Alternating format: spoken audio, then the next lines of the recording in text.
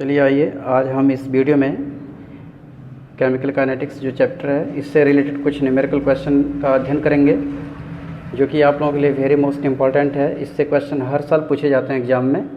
तो हमने यहाँ पर पहला क्वेश्चन लिया है, क्या कि सिद्ध करें कि प्रथम कोटि की अभिक्रिया को 3/4 पूर्ण करने में लगा समय अर्ध आयु को पूर्ण करने में लगे समय का दोगुना होता है।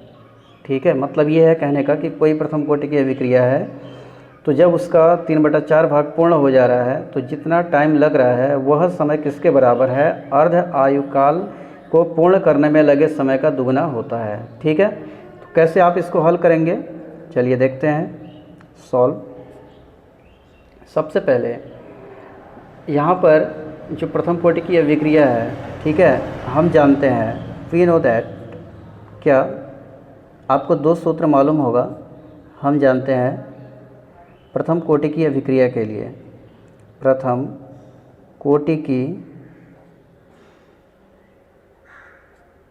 कोटि की अभिक्रिया के लिए क्या होता है? प्रथम कोटि की अभिक्रिया के लिए जो सूत्र आपने पढ़ा, क्या क्या, एक तो आपने ये पढ़ा कि K बराबर, ठीक है, क्या होता है 2.303/T इंटू लॉग बेस 10 और a/a-x। ठीक है, एक तो K का मान ये है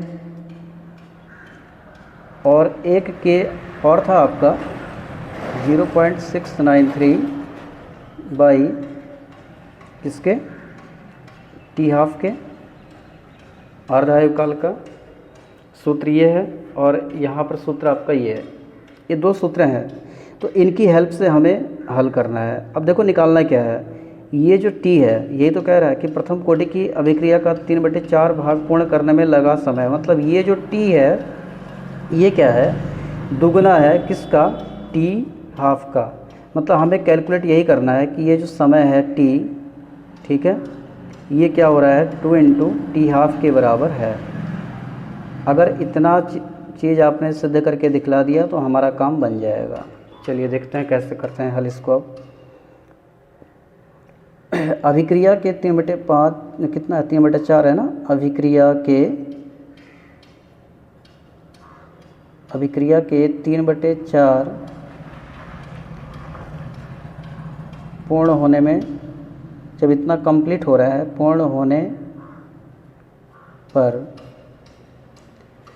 अगर कोई रिएक्शन है और उसका 3/4 भाग कंप्लीट हो रहा है तो उस कंडीशन में आप क्या कह सकते हैं कि ये जो a-x हो है, ठीक है, इसमें x का वियोजन हो रहा है, x खर्च हो रहा है कितना, 3/4।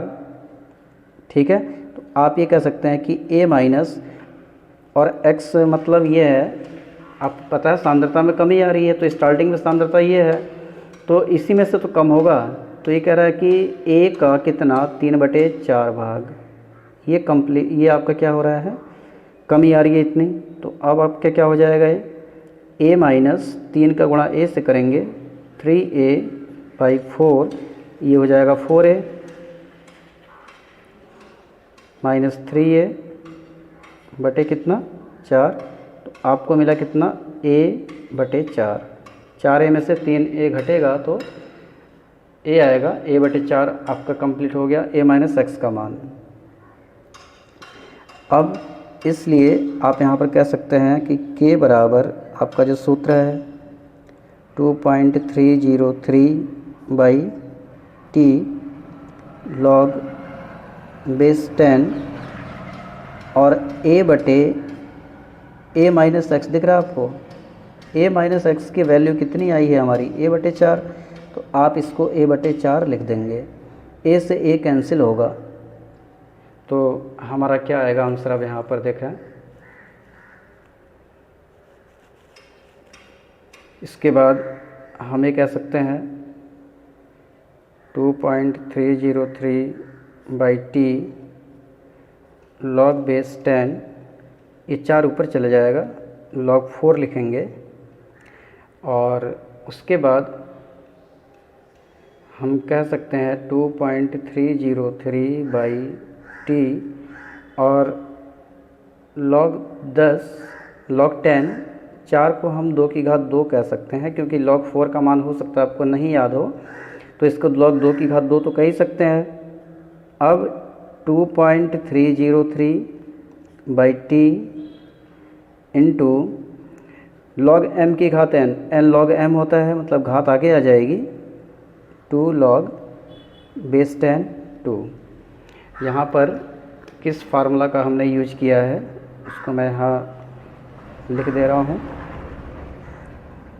ठीक है, क्योंकि log m की पावर n बराबर n log m होता है, ठीक है। तो इस फार्मूला का यूज हमने यहाँ पर किया है। अब इसके बाद क्या होगा, 2.303 बाई टी इंटू 2 और log 2 का मान 0.3010, ये मैं पहले बता चुका हूँ आपको, ठीक है। अब इनका सब का आपस में जब मल्टीप्लाई आप करेंगे तो आपको मिलेगा 1.386 डिवाइड बाई टी। इसको आप मल्टीप्लाई करेंगे 2.303 को पहले 2 से, जितना आएगा उसका मल्टीप्लाई 3010 से, तो आपको इतना मिल गया। अब हमारे पास सॉल्यूशन मिल जाएगा हमें। ये किसकी वैल्यू है, के की, ठीक है।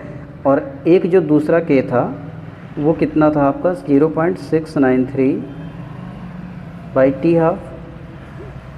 तो आप इसको कंपेयर तो कर सकते हैं ना, ये भी के है और ये भी के है, तो अगर ये के है, के की वैल्यू इतनी है, यहाँ पर के की वैल्यू इतनी है, इसका मतलब ये दोनों आपस में क्या है, इक्वल हैं। देयरफॉर आप ये कह सकते हो 1.386 बाई टी,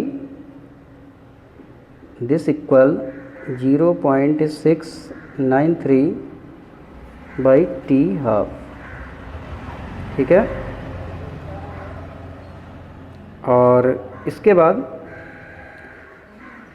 जब आप इसको हल करेंगे, ठीक है, तो ये जो है इससे 2 बार कट जाएगा, तो ये आपको मिलेगा कितना,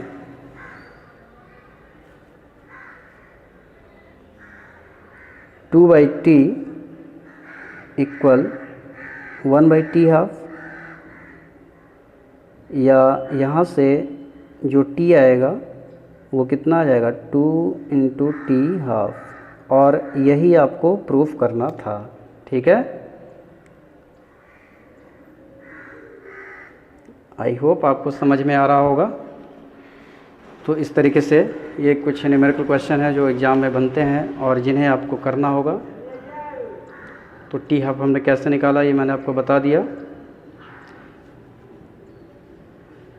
ठीक है, टी और टी हाफ। तो इस तरीके से क्वेश्चन हम सॉल्व करेंगे।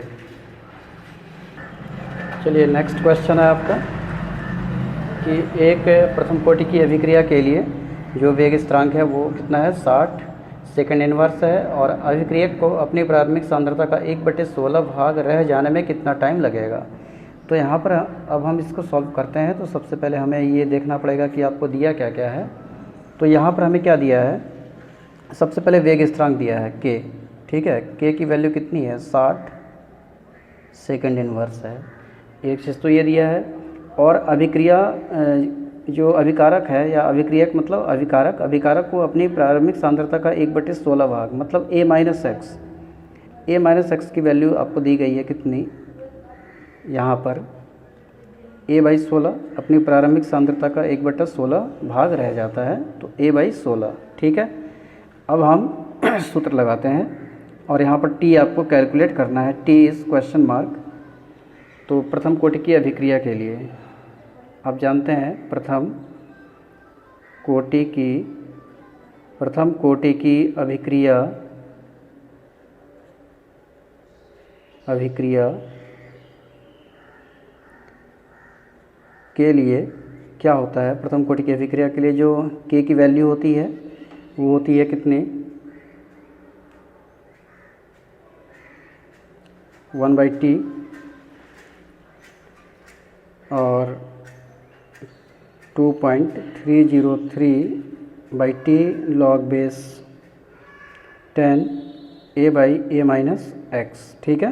तो अब यहाँ से हम क्या है t की वैल्यू निकाल सकते हैं 2.303 बाई आपका हो जाएगा कितना के यहाँ नीचे आ जाएगा, के की जगह पे आप 60 रख देंगे और log a बाई 16। ठीक है, आप इसको जब इसको सॉल्व करेंगे तो t की वैल्यू यहाँ से आपको मिल जाएगी 2.303 बाई 60 और log बेस 10 16। ठीक है, log 16 की वैल्यू आप निकालेंगे वही 2 की घात 4 के रूप में, 2 दूनी 4 दूनी 8 दूनी 16 होता है ना, 2 की पावर 4 के रूप में लिखेंगे।